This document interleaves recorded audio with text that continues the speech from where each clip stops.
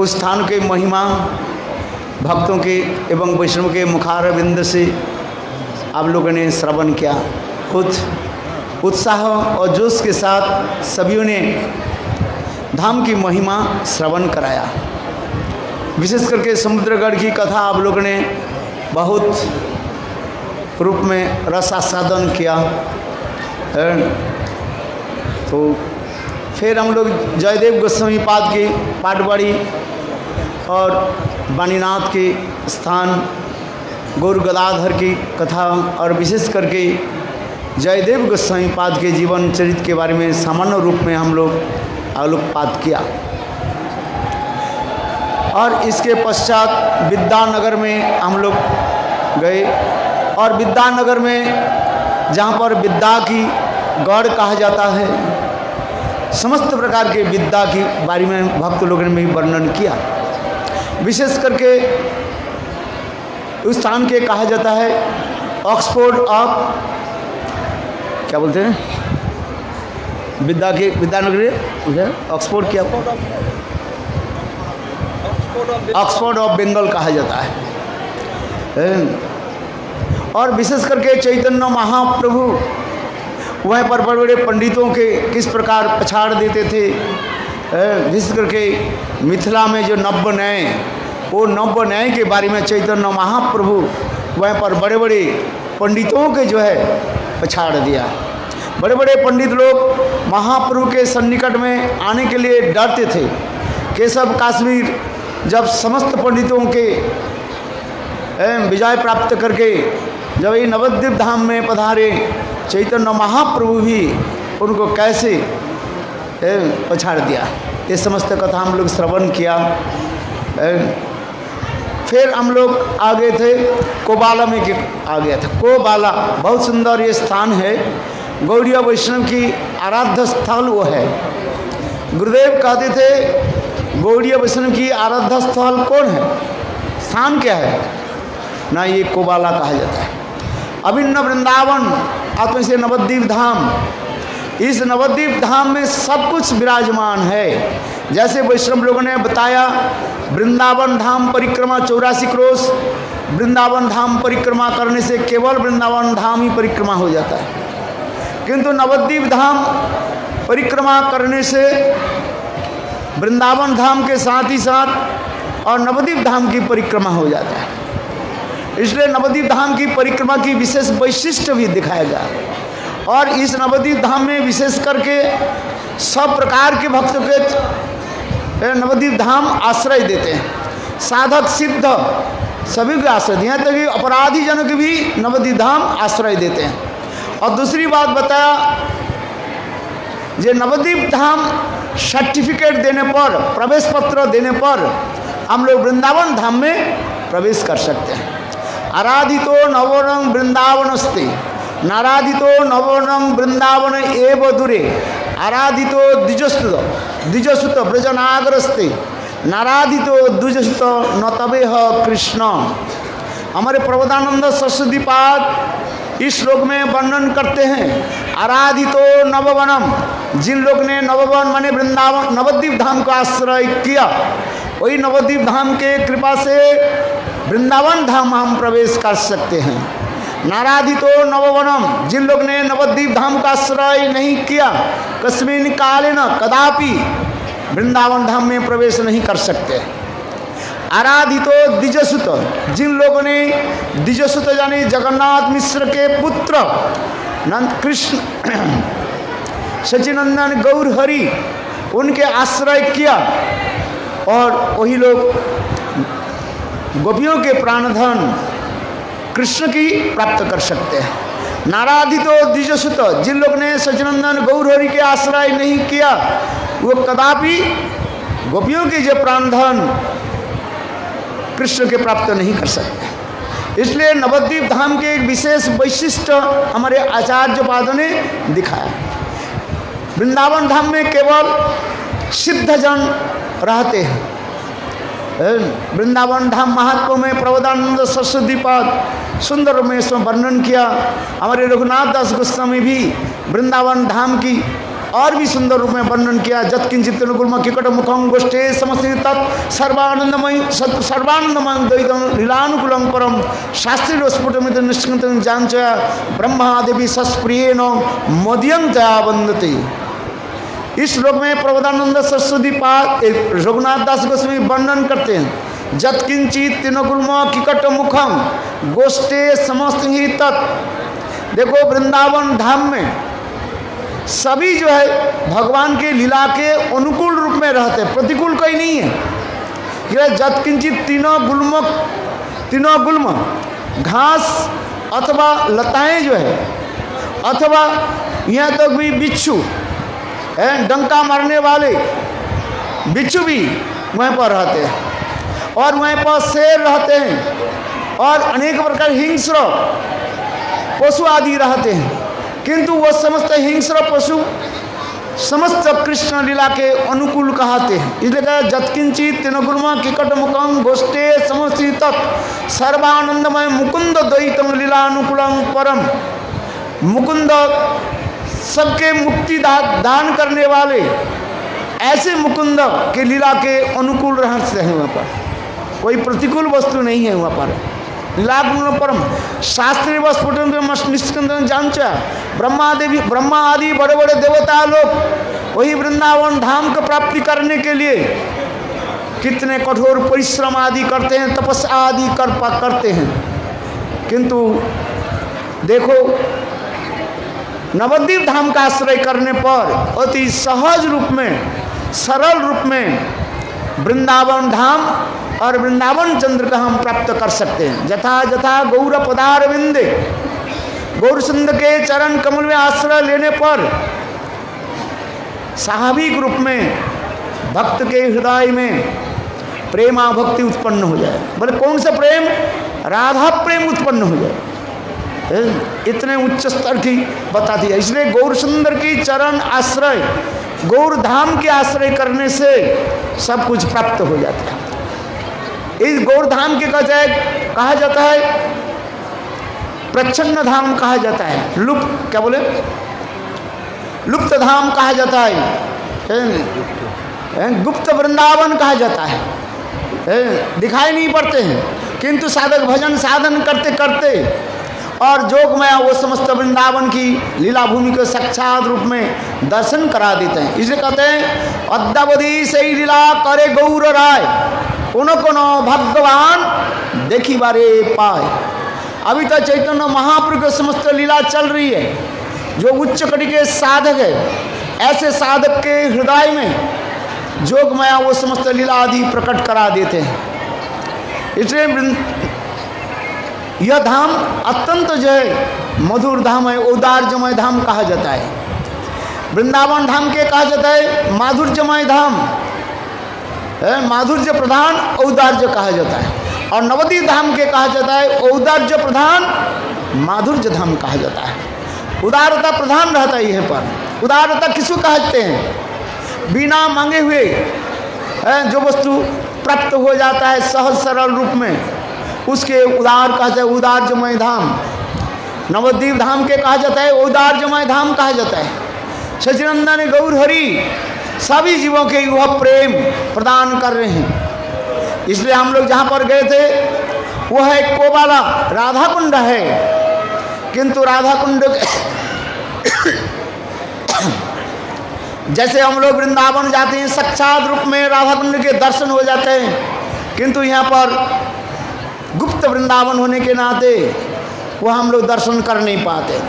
जो किंतु तथापि भक्त लोग वैष्णव जन उस स्थान का ऐसे सुंदर महिमा वर्णन करते हैं और वर्णन करके साक्षात रूप में राधा कुंड के प्रकाश कर देते हैं। इसलिए शास्त्र में कहा गया जेखाने वैष्णवगण सही खाने वृंदावन, जहाँ पर शुद्ध वैष्णव विराजमान होते हैं और उनकी कथाओं के द्वारा साक्षात रूप में धाम की महिमा, स्थानों की महिमा प्रकाश कर देते हैं। इसलिए हमारे आचार्य पाद कहते हैं राधा जी की धाम व वृंदावन राधा कुंड की महिमा वर्णन करते हुए कहते हैं क्या? वृंदावी विनंग सुरम ओपी तस्मान श्री गोवर्धनम सारासस्तरिकापि अलंगरा रसमयी किम तावत अन्नस्थली जस्सौपि अलंग लभेन नाहृति मनाक सम्म मुकुंद सतत प्राणेभ्यो ओपि अधिकं प्रियव द्वैतं तत्कुंड मेवाश्रय में। इस श्लोक में हमारे आचार्य पाद वर्णन करते हैं वृंदा विपिनं सुरमपि श्रीमान गोवर्धनम। वृंदावन अपेक्षा श्रेष्ठ कौन सा धाम है? गिरिराज गोवर्धन।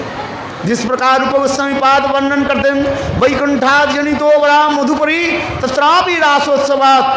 वैकुंठ से भी श्रेष्ठ मथुरापुरी कहा गया और मथुरा से भी श्रेष्ठ वृंदावन, वृंदावन से भी श्रेष्ठ गिरिराज गोवर्धन, गिरिराज गोवर्धन से भी श्रेष्ठ राधा कुंड। ठीक उसी प्रकार इस श्लोक में हमारे रघुनाथ दास गोस्वामी वर्णन करते हैं वृंदा विपिनं सुरम ओपिस श्रीमान गोवर्धनम। वृंदावन अपेक्षा श्रेष्ठ गिरिराज गोवर्धन, जहाँ पर कृष्ण गोपियों के साथ अनेक प्रकार के प्रेम विहार आदि की और गिरिराज गोवर्धन की श्रेष्ठ कहते राधा कुंड। यह राधा कुंड मानो गिरिराज गोवर्धन की दोनों आँखी स्वरूप कहा गया, आँख स्वरूप दिखाया गया। ठीक उसी प्रकार गिरिराज गोवर्धन से भी श्रेष्ठ यह राधा कुंड। बोले राधा कुंड की एक धूलिकणा समस्त तीर्थ की धूलिकणा के बराबर नहीं होगा। बोले राधा कुंड के थोड़ी सी धूलिकणा के कोई स्पर्श करे अनंत करोड़ तीर्थ स्थल भी उनके बराबर नहीं होगा। जैसे आज महाराज बोल रहे थे, बोले कल ये वृंदावन की धूली नहीं है, ये धूली क्या है, धूल क्या है? मानो साक्षात गोपियों की चरण रेणु कहा गया है। यह चरण रेणु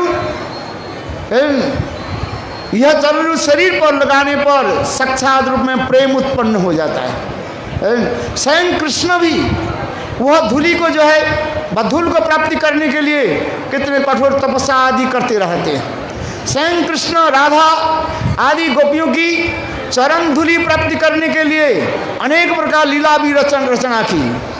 एक बार कृष्ण के जो है बुखार हो गया, द्वारकी लीला की वर्णन करते जा रहे हैं और उस समय वैद्य भी आ गया, अनेक प्रकार दवाई दिया, किंतु कृष्ण के बुखार उतर नहीं है। देखो तब उस समय समस्त द्वारकावासी तड़पने लगे, क्या की जाए। उस समय कृष्ण स्वयं कहने लगे, ये देखो कोई अपने चरण की धूली मुझे सिर पर दे दे तो मेरा बुखार उतर जाएगा। किंतु द्वारकापुरी में कौन अपने चरण धूली कृष्ण के सिर पर देंगे? क्यों ना? सभी सोचते हैं कृष्ण भगवान है, भगवान के सिर पर कौन धूली रखे, कौन चरण रखे, बात धूली कौन देंगे? इतने समय नारद ऋषि पधारे, कृष्ण स्वयं के लिए कथा बोले, जे कोई एक व्यक्ति अपने चरण धूली मेरे सिर पर दे दे। नारद ऋषि सभियों के पास गए द्वारकापुरी में, यहाँ तक भी कृष्ण की जो पाटरानियाँ थी उनके भी कहने लगे, किंतु पाटरानिया रूपरूपिणी सत्यभामा आदि कहने लगे, हम कैसे पति के सिर पर अपने चरण धूली कैसे दे दें? किसने नहीं दिया। अनंतर कृष्ण यही वृंदावन में पधारे और वृंदावन में आकर के राधा आदि गोपियों की कृष्ण के बारे में बताया और इस कथा कृष्ण के बुखार हो गया। इस कथा सुन करके सारे ब्रजवासी रो पड़े और यहाँ तो नारद ऋषि के कहने क्या वहीं पर डॉक्टर नहीं है, दवाई नहीं है। तो उसको नारद ऋषि का डॉक्टर भी है, दवाई भी है, किंतु अनुपान नहीं है। अनुपान क्या है? जो दवाई के साथ मिला करके जो सेवन की जाता है उसके कहता है अनुपान। बोले क्या अनुपान है? नारद ऋषि बोले यदि कोई चरण धूली दे दे। बस देखो गोपियाँ ये इतने सुनते ही रो पड़े। सारे गोपियाँ ने क्या की? बोले हम नरक में जाए तो उन्हें कोई चिंता नहीं किया, अपने अपने चरण धूली झोड़ झाड़ करके नारद ऋषि की गमछा में बांध दिया। और नारद ऋषि उसके सिर पर लेकर के यहाँ पर आ गए, द्वारका में आकर के आदि कृष्ण के सिर पर डाल दिया। और जो बचा हुआ था नारद ऋषि ने वो धूल को वहाँ पर एक तालाब में डाल दिया। इसका अभी तो उस तालाब के कहा जाता है गोपी तालाब कहा जाता है। इस लीला की तात्पर्य क्या है? स्वयं कृष्ण भी राधा आदि गोपियों की चरण धूलि प्राप्ति करने के लिए कितने कठोर त्याग वैराग्य और लीला आदि करते रहते हैं। इसलिए कह रहे हैं राधा कुंड क्या है? साक्षात राधा जी की स्वरूप माना जाता है। ये राधा कुंड कोई साधारण नहीं है। इसलिए यहाँ पर श्लोक में इसलिए कहते सा रासस्तलिका ओपी अलंग रसमय किम तावत अन्न स्थली जस्सा ओपी अंश लाभेन नाहति मनाक सम मुकुंद तस् प्राणे बोधिकं प्रियं द्वैतं तत्कुंड में वाश्रम है। जिस राधा कुंड साक्षात राधारानी के स्वरूप है और राधारानी स्वयं कृष्ण के प्राण स्वरूप है, आत्मा स्वरूप कहा गया है। कभी कभी श्लोक में वर्णन आता है आत्माराम कृष्ण आत्माराम। कृष्ण के आत्मा कौन है? बोले राधा जी कृष्ण के आत्मा ही माना जाता है। ये समझता बहुत सुंदर व्याख्या हमारे आचार्य पादों ने श्लोक में वर्णन किया गया। इसलिए ये राधा कुंड की महिमा कौन वर्णन कर सकते हैं? बोले राधा कुंड में सभी प्रकार लोग प्रवेश नहीं कर सकते हैं। कहीं कहीं जो रुक पे क्या बोले जटिला कुटिला सूर्य कुंड तक पहुंच जाते, किंतु जटिला कुटिला राधा कुंड में प्रवेश कर नहीं पाते। यहाँ तक भी चंद्रावली आदि भी राधा कुंड में प्रवेश अधिकार नहीं है। जोग में हुए पर रोक लगा देते। राधा कुंड में एकमात्र पक्ष गोपियां, राधा जी के पक्ष जो गोपियां वहीं पर प्रवेश कर सकते हैं। सपक्ष विपक्ष तरसपक्ष अश्वित पक्ष, ये सपक्ष राधा जी के पक्ष जितने गोपियां जो वहीं पर प्रवेश कर सकते हैं। इसलिए हमारे कृष्णदास कविराज गोस्वामी अष्टकाली लीला वर्णन करते हुए राधा कुंड की लीलाओं की कथा विशेष रूप में वर्णन किया गया। वहाँ पर जो विशेष करके दोपहर के समय जो लीलाएं होती है वो राधा कुंड की लीला बताया गया है। और राधा कुंड की महिमा इतनी सुंदर, जैसे काल महाराज जी सामान्य रूप में बता रहे थे, ये राधा कुंड की चारी तरफ कैसे कैसे सुंदर वो समस्त घाट बंधा हुआ है और कैसे सुंदर रूप में वो सजा गया गया। ये जोग माँ ये समस्त लीला आदि प्रस्तुत करते रहते हैं। इसलिए हमारे भक्ति विनोद ठाकुर ग्रंथ में इसको भी वर्णन करते हैं। चिंतामणि माय राधा कुंड तट काहे कुंज सत सत प्रबाल विद्रुम मय तोरुलता मुक्ता फले अवनत। हमारे भक्ति विनोद ठाकुर इतने सुंदर रूप में राधा कुंड के वर्णन करते जा रहे हैं, जहाँ पर ऐसे सुंदर लीला आदि चलती रहती है, अष्टकाली लीला आदि चलते रहते हैं। यहाँ पर भक्ति विनोद ठाकुर इस राधा कुंड के वर्णन करते करते ऐसे भी वर्णन कर रहे हैं। कोई सखी वहाँ पर ध्यानस्थ होकर के ये समस्त चिंतन आदि कर रहे हैं और भक्ति विनोद ठाकुर कमल मंजरी और उनके कह रहे हैं अरे यहाँ पर क्या जोगी ध्यान, जोगियों की ध्यान यहाँ पर भी नहीं, आप पर प्रवेश नहीं कर सकते। ये सखी ये ध्यान छोड़ दो, ध्यान छोड़ करके क्या करो, साक्षात रूप में लीला आदि दर्शन करो। हमारे भक्ति विनोद ठाकुर ऐसे वर्णन करते हैं। अर्थात जोगियों की ध्यान वहाँ पर पहुँच नहीं पाते क्योंकि वो अपराकित स्थान है। जोगी ध्यान यहाँ पर प्रवेश नहीं होगा, यहाँ पर केवल साक्षात रूप में दर्शन होता है यहाँ पर। इसलिए राधा कुंड की महिमा वर्णन इस प्रकार किया। स्वयं कृष्ण भी कभी कभी विस्मित हो जाते हैं, आश्चर्य हो जाते हैं। राधा जी के अंग की इतने सुंदर वर्णन होते जा रहे। हमारे श्रील रघुनाथ दास गोस्वामी विशाखानंद स्तोत्र में राधा जी के ऐसे सुंदर वर्णन करते जा रहे हैं। विशेष करके राधा जी के दो प्रकार के अभिसार शास्त्र में बताया गया। एक है कृष्ण पक्ष अभिसार और दूसरी है शुक्ल पक्ष अभिसार कहा जाता है। यद्यपि अनेक प्रकार के अभिसार के बारे में बताया गया, विशेष करके कृष्ण पक्ष के अभिसार के समय राधा जी के इतने सुंदर रूप में सजाया जाता है, क्योंकि राधा जी के अंग जो है तप्त कांचन गौरांगी, तपे हुए सोने के भांति सारी दिशा को जो उजाला कर देते हैं। विशेष करके मध्य रात्रि में और अंधकार में जब राधा जी कृष्ण के साथ मिलने के जाती हैं, ऐसे दूर से लगते मानो साक्षात एक सोने के पुतली मानो चलमान चलते जा रहे हैं। इसलिए सखियां क्या करती हैं, राधा के अंग के ऊपर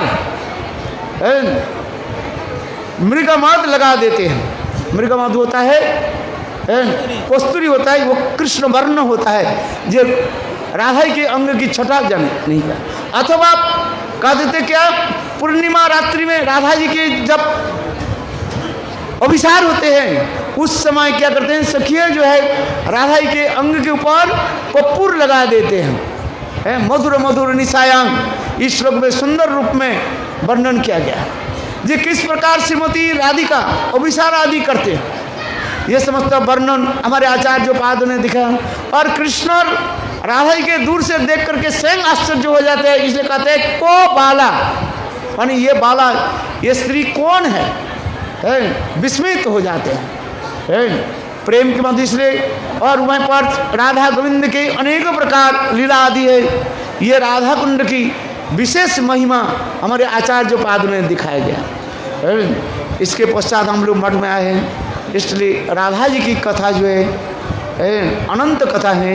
देवी कृष्णमयी प्रोक्ता राधिका परो देवता, इस श्लोक के ऊपर चर्चा आदि होते हैं, किंतु राधा तत्व वर्णन करने के लिए 2 श्लोक विशेष जुड़े, एक तत्वगत श्लोक और एक रसमाधुर्य श्लोक।